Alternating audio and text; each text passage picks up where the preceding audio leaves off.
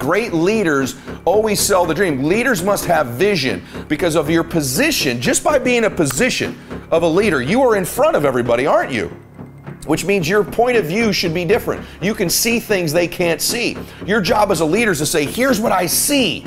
This is how amazing it is, and this is how we're going to get there. Always be selling the dream. Listen to me. Always be selling the dream and do it repetitiously. You want to create an infectious environment in your company? You get on fire about selling the dream. I don't care if you're a 2-person dry cleaners. You sell the dream of having 4. You sell the dream of making 10 of them or 20 of them. You have to sell a big enough dream to people that everybody's dreams who come in contact with you can fit inside the one you're selling. How do you build a religious cult-like following in your business? And how do you become more evangelical about your cause? I want you to write these 3 things down right now. Welcome back to Max Out, everybody. I'm Ed Mylett, and today I think is going to be the #1 downloaded show I've ever done of my own content because of the topic. Here's today's topic: how to build something great, how to create a movement. And when I say that, I'm really talking about multiple areas. This could be how to build a great church, how to build a great business, how to build a great family, how to build a great Boy Scout troop, Girl Scout troop, any movement you want to build. Anything great has the elements we're going to cover today.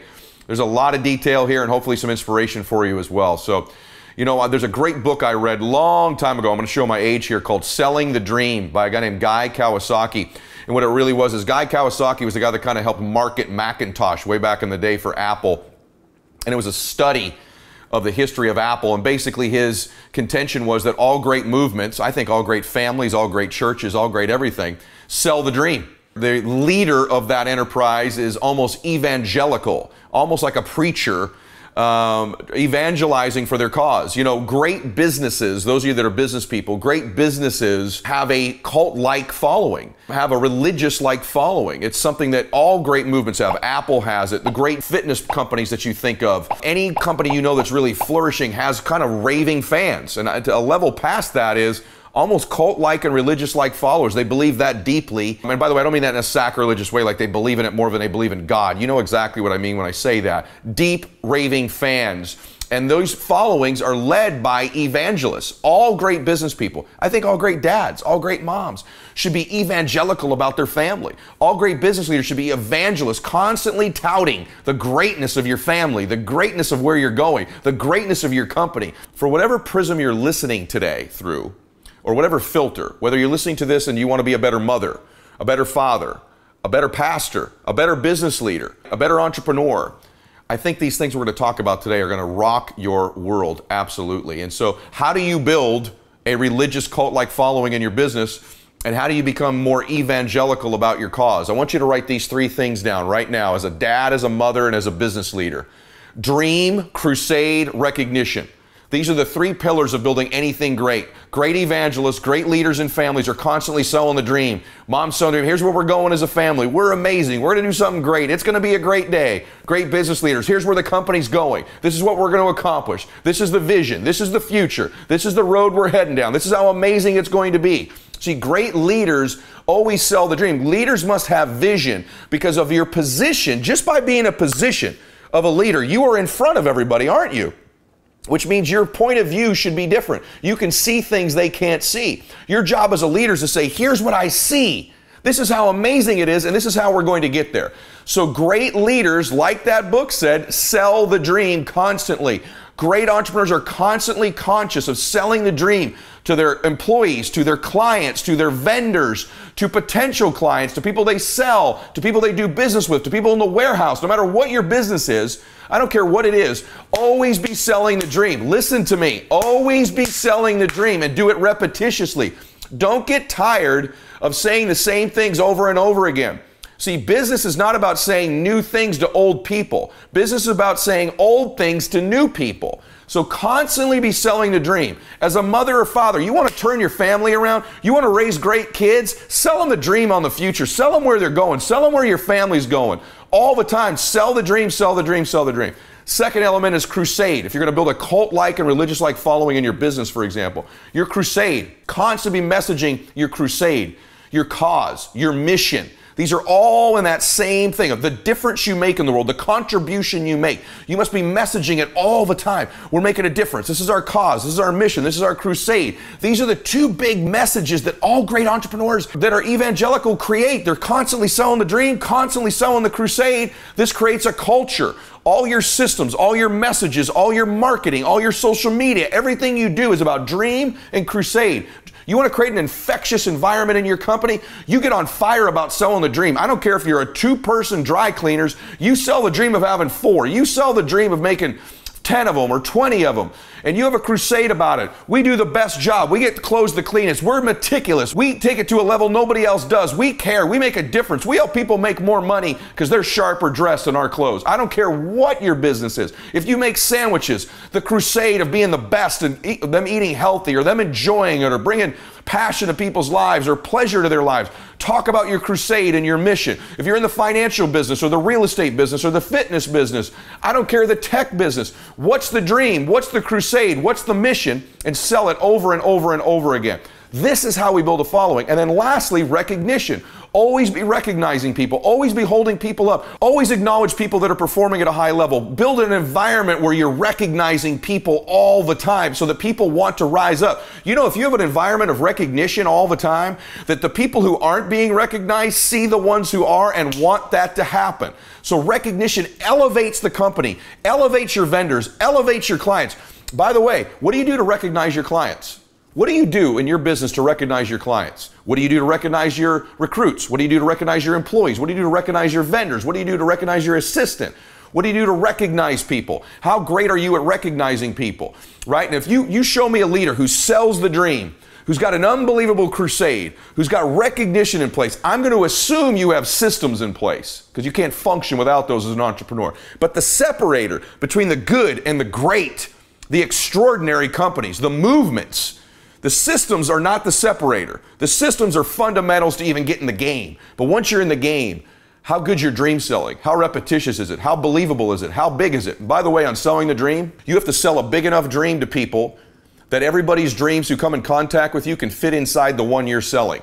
Do you do that? Are you cognizant of selling it big enough that everybody listening to you, whoever that crowd is, their dream can fit inside the one you're selling? Your crusade and mission, is it emotional? Is it compelling? Do you hold up evidence of it? What do you do to reinforce it? Do you, on a regular basis, hold up success stories? Do you reinforce it with the stories you've had? Do you reinforce it with the message you have? Do you reinforce it with your own behavior? So how well do you reinforce the cause, the mission, the crusade of your business? And then how do you do with recognizing people? Do you have an environment full of recognition and enthusiasm and winning and progress happening all the time? Do you constantly find ways and reasons to recognize the people you work with and your clients? As a mother or a father, how good are you at selling the dream of your family? We're special. We're a great family. We do great things for people. We're going to win in our lives. We're going to travel the world. We're going to make a difference. Then they get to the crusade. This is the kind of family where we serve people. We got a mission as a family. We're about making a difference in the world.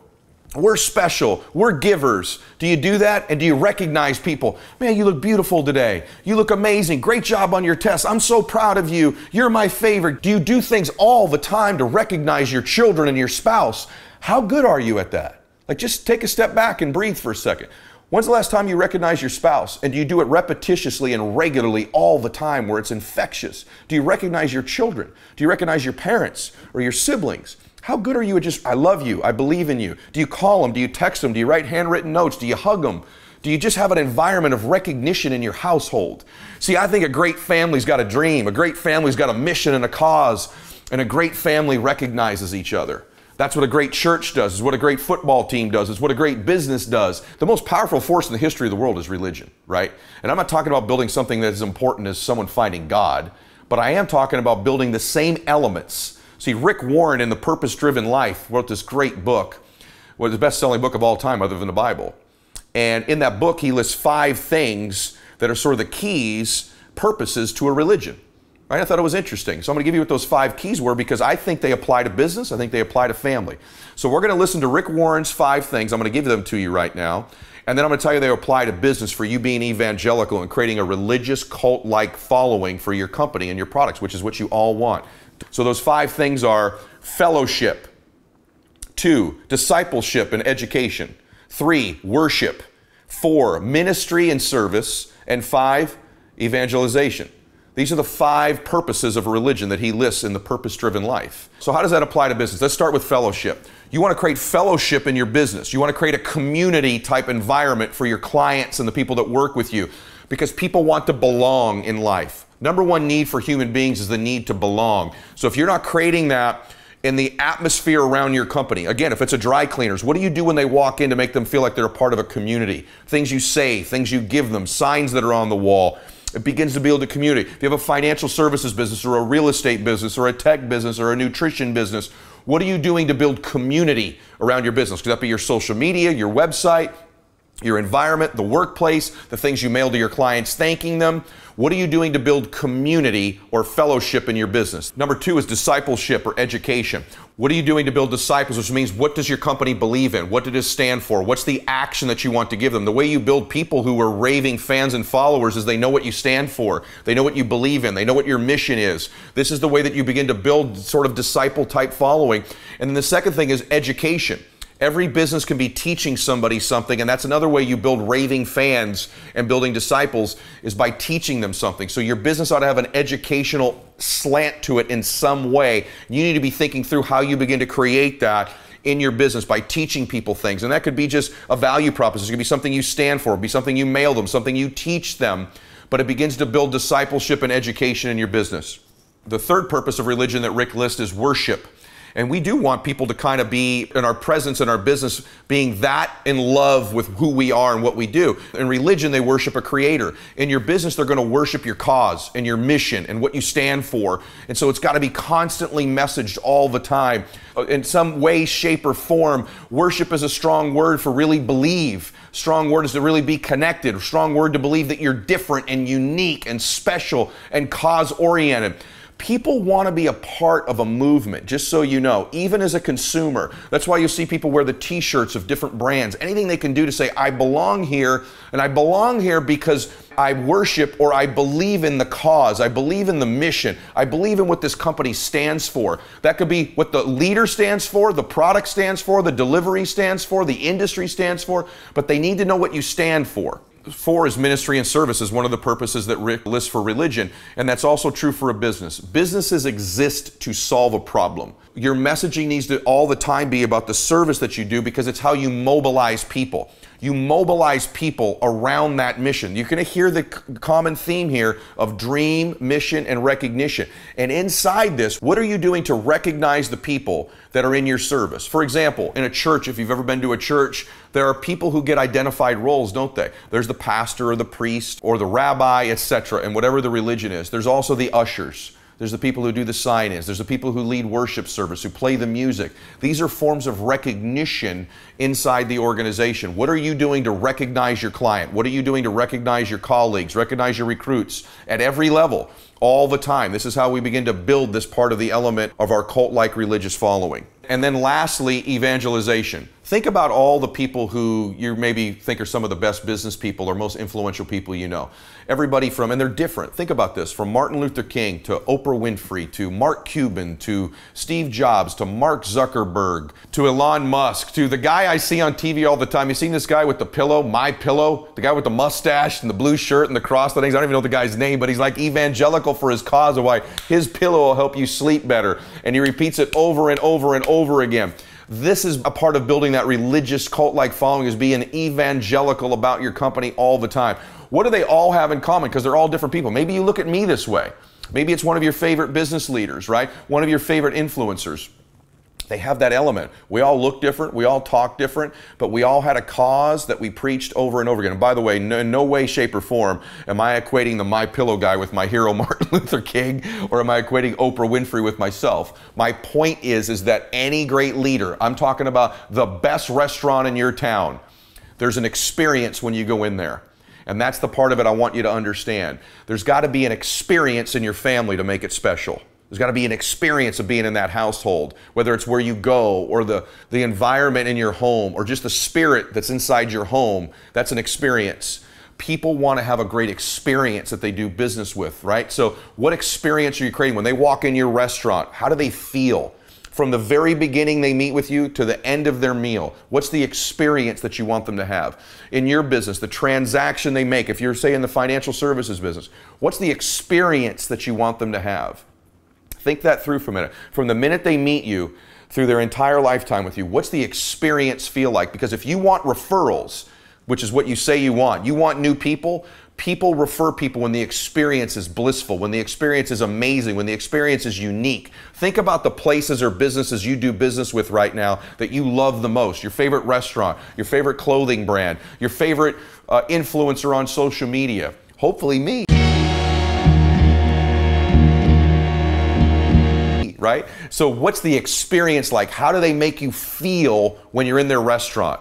When you're consuming their protein product? And maybe that whole experience is how you order it, how you buy it, the note they write you. My friend Andy Frisella, my business partner, they're so specific at First Form, but when you buy that product, everybody gets a handwritten note. There's an experience that's different than just getting it shipped to you.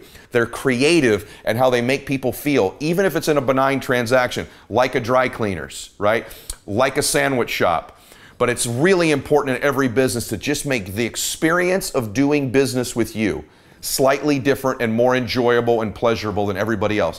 In today's world, what distinguishes you more than anything is the experience. It's all the things we've talked about. It's the dream, it's the cause, it's the crusade, it's the recognition.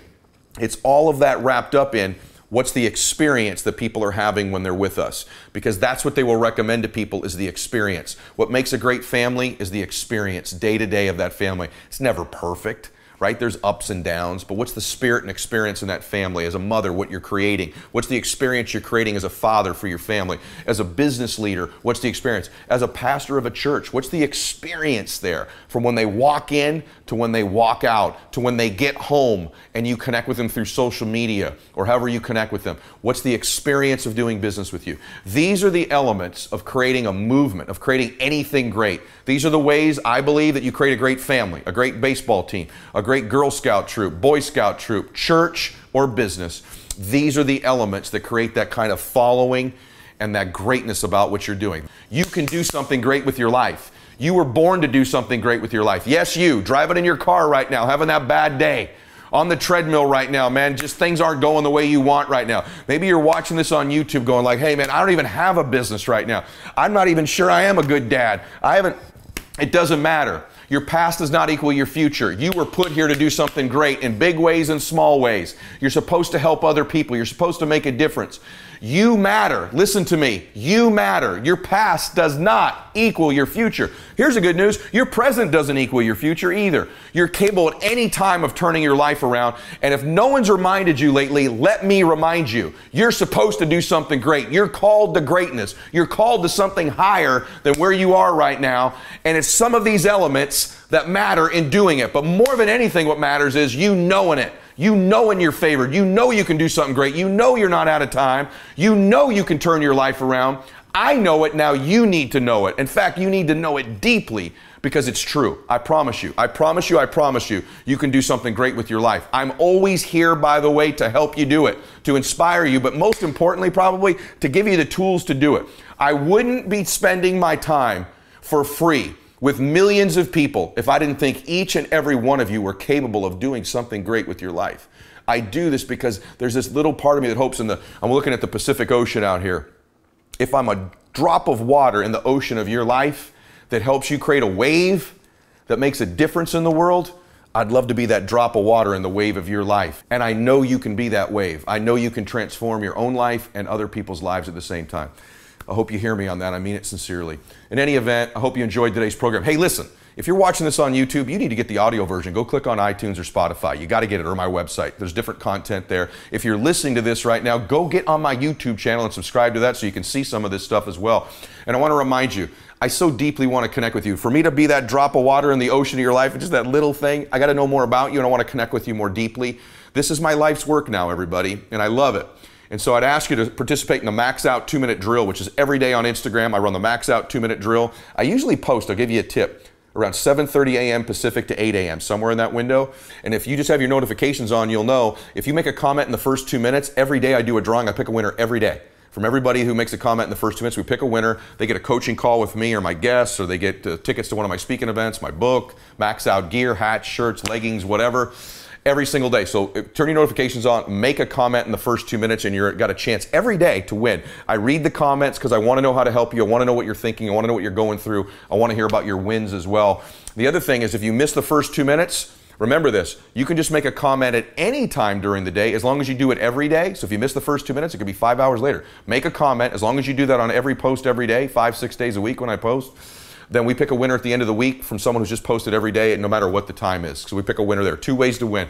In any event, I hope today's program helped you. Max out and God bless you.